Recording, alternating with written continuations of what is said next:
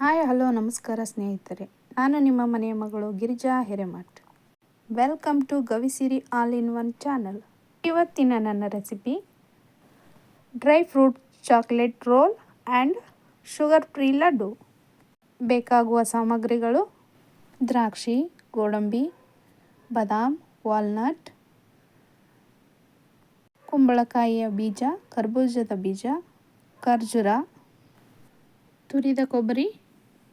ಮಾಡುವ ವಿಧಾನ: ಮೊದಲು ಗ್ಯಾಸನ್ನು ಆನ್ ಮಾಡಿಕೊಂಡು ಒಂದು ಬಾಣಲೆಗೆ 1 ಕಪ್ ಎಳ್ಳನ್ನು ಹಾಕಿಕೊಂಡು ಚೆನ್ನಾಗಿ ಹುರಿಯಿರಿ. ನಂತರ ಅದನ್ನು ತೆಗೆದು ಅದೇ ಬಾಣಲೆಗೆ 1 ಬೌಲ್ ಆಗುವಷ್ಟು ಒಣ ಕೊಬ್ಬರಿ ತುರಿಯನ್ನು ಚೆನ್ನಾಗಿ ಡ್ರೈ ರೋಸ್ಟ್ ಮಾಡಿ. ಇವಾಗ ಕೊಬ್ಬರಿ ಚೆನ್ನಾಗಿ ಹುರಿದಿದೆ, ಅದನ್ನು ತೆಗೆದು ಅದೇ ಬಾಣಲೆಗೆ ಸ್ವಲ್ಪ ತುಪ್ಪವನ್ನು ಹಾಕಿಕೊಂಡು ಮೊದಲು ಸಣ್ಣಗೆ ಹೆಚ್ಚಿಟ್ಟ ಬಾದಾಮನ್ನು ಹಾಕಿಕೊಳ್ಳಿ. ಕಡಿಮೆ ಉರಿಯಲ್ಲಿ ಚೆನ್ನಾಗಿ ರೋಸ್ಟ್ ಆಗುವವರೆಗೂ ಹುರಿಯಿರಿ, ಅಂದರೆ ಕ್ರಂಚಿನೆಸ್ ಬರುತ್ತೆ. ಇವಾಗ ನಾವು ವಾಲ್ನಟ್ ಹಾಕ್ಕೊಂಡಿದ್ದೀವಿ, ಎರಡು ಸೇರಿ ಚೆನ್ನಾಗಿ ಹುರಿಯಿರಿ. ಚೆನ್ನಾಗಿ ಹುರಿತಾ ಅವು ಕ್ರಿಸ್ಪಿ ಆಗಬೇಕು. ಜಾಸ್ತಿ ಉರಿಯಲ್ಲಿದ್ದರೆ ಅವು ಸೀದೋಗ್ಬಿಡುತ್ತೆ, ಹಾಗಾಗಿ ಕಡಿಮೆ ಉರಿನಲ್ಲೇ ಇಟ್ಕೊಂಡು ಚೆನ್ನಾಗಿ ಹುರಿದ್ರೆ ಕ್ರಂಚಿನೆಸ್ ಬರುತ್ತೆ, ಅದು ಚೆನ್ನಾಗಿ ಟೇಸ್ಟ್ ಕೊಡುತ್ತೆ. ಈ ಹಂತದಲ್ಲಿ ಗೋಡಂಬಿಯನ್ನು ಹಾಕ್ಕೊಳ್ತಾ ಇದ್ದೀವಿ. ಗೋಡಂಬಿಯನ್ನು ಹಾಕ್ತಾ ಬಾಡಿಸ್ತಾ ಇರಬೇಕು, ಹದವಾಗಿ ಹುರಿಯಿರಿ. ಈ ಹಂತದಲ್ಲಿ ಒಣ ದ್ರಾಕ್ಷಿಯನ್ನು ಹಾಕ್ಕೊಳ್ತಾ ಇದ್ದೀವಿ.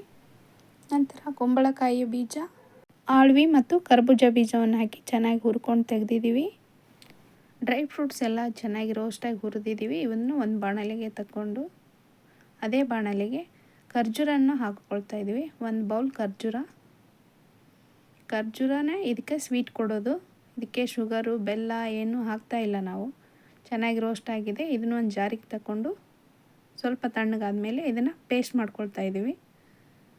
ಖರ್ಜೂರವನ್ನು ತರಿಯಾಗಿ ಪೇಸ್ಟ್ ಮಾಡಿಕೊಂಡು ಹಾಕ್ಕೊಂಡಿದ್ದೀವಿ. ಇವಾಗೆಲ್ಲ ಡ್ರೈ ಫ್ರೂಟ್ಸು, ಕೊಬ್ಬರಿ ಎಲ್ಲದನ್ನು ಚೆನ್ನಾಗಿ ಮಿಕ್ಸ್ ಮಾಡೋಣ. ಈ ಮಿಶ್ರಣಕ್ಕೆ ಯಾವುದೇ ಸಕ್ಕರೆ, ಬೆಲ್ಲ, ಯಾವುದೇ ಥರದ ಸ್ವೀಟನ್ನು ಹಾಕ್ತಾ ಇಲ್ಲ, ಯಾಕೆಂದರೆ ಖರ್ಜೂರನೇ ಇದಕ್ಕೆ ಸ್ವೀಟು. ಖರ್ಜೂರ ನ್ಯಾಚುರಲ್ ಆಗಿ ಸ್ವೀಟ್ ಆಗಿರೋದ್ರಿಂದ ಇದನ್ನು ಶುಗರ್ ಇರೋರು ಯಾರು ಬೇಕಾದರೂ ತಿನ್ಬೋದು. ಮಕ್ಕಳಿಗೆ ಮತ್ತು ಬಾಣಂತಿಯರಿಗೆ ಈ ಸ್ವೀಟು ತುಂಬ ಒಳ್ಳೆಯದು, ಯಾಕೆಂದರೆ ಇದರಲ್ಲಿ ಐರನ್ ಕಂಟೆಂಟ್ ಜಾಸ್ತಿ ಇರುತ್ತೆ ಮತ್ತು ರಿಚ್ ಪ್ರೋಟೀನ್ ಇರುತ್ತೆ. ಇದು ಮಕ್ಕಳ ಬೆಳವಣಿಗೆಗೆ ತುಂಬ ಸಹಾಯಕವಾಗುತ್ತೆ. ಖರ್ಜೂರನ ಪೇಸ್ಟ್ ಮಾಡೋ ಟೈಮ್ನಲ್ಲೇ ನಾನು ಏಲಕ್ಕಿನೂ ಅದ್ರ ಜೊತೆಗೆ ಹಾಕ್ಕೊಂಡು ಪೇಸ್ಟ್ ಮಾಡ್ಕೊಂಡಿದ್ದೀನಿ, ಅಂದರೆ ಚೆನ್ನಾಗಿ ಮಿಕ್ಸ್ ಆಗುತ್ತೆ ಅಂಥೇಳಿ. ಇವಾಗ ನೋಡಿ ಹದವಾಗಿ ಬರ್ತಾ ಇದೆ. ಇದರಲ್ಲಿ 2 ಭಾಗ ಮಾಡ್ಕೊಂಡಿದ್ದೀವಿ. 1 ಭಾಗ ಹಾಗೇ ಇರಲಿ, ಅದನ್ನು ಏನು ಮಾಡೋದು ಅಂತ ನಾನು ನಂತರ ಹೇಳ್ತೀನಿ. ಇವಾಗ 1 ಭಾಗನ ಚೆನ್ನಾಗಿ ನಾದ್ಕೊಂಡು ಮಿಶ್ರಣವನ್ನು ಚೆನ್ನಾಗಿ ರೆಡಿ ಮಾಡ್ಕೊಳ್ಳಿ. ನೋಡಿ, ಮಿಶ್ರಣ ಈ ಹದಕ್ಕೆ ಬರಬೇಕು. ಇವಾಗ ರೆಡಿಯಾಗಿದೆ ಇದು.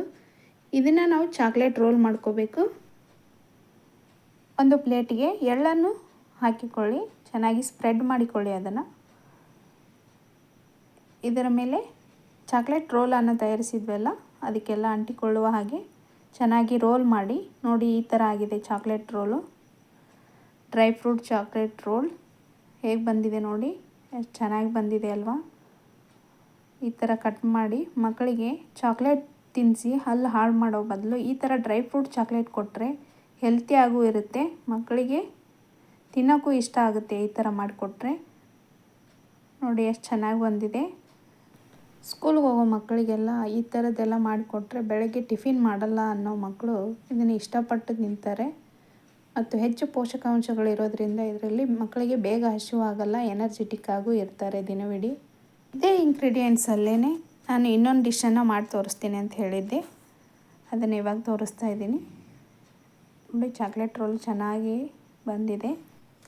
ಅರ್ಧ ಭಾಗ ನಾವು ಚಾಕ್ಲೇಟ್ ರೋಲನ್ನು ಮಾಡ್ಕೊಂಡಿದ್ವಿ, ಇನ್ನು ಅರ್ಧ ಭಾಗ ಎತ್ತಿಟ್ಟಿದ್ವಲ್ಲ ಅದನ್ನೇ ಇವಾಗ ಚೆನ್ನಾಗಿ ಹದವಾಗಿ ಮಿಕ್ಸ್ ಮಾಡಿಕೊಂಡು ಅದರಿಂದ ಡ್ರೈ ಫ್ರೂಟ್ಸ್ ಲಾಡು ಮಾಡೋಣ.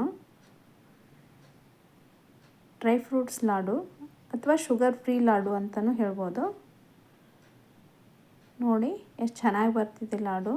ಡ್ರೈ ಫ್ರೂಟ್ಸನ್ನು ಹದವಾಗಿ ಹುರಿಯೋದಕ್ಕೆ ಮಾತ್ರ ಟೈಮ್ ಜಾಸ್ತಿ ತೊಗೊಳುತ್ತೆ. ನಂತರ ಮಿಶ್ರಣ ಮಾಡ್ಕೊಂಡ್ಮೇಲೆ ಬೇಗ ಬೇಗ ಉಂಡೆಗಳನ್ನು ಮಾಡ್ಬೋದು ಅಥವಾ ಚಾಕ್ಲೇಟ್ ರೋಲನ್ನಾದರೂ ಮಾಡ್ಬೋದು.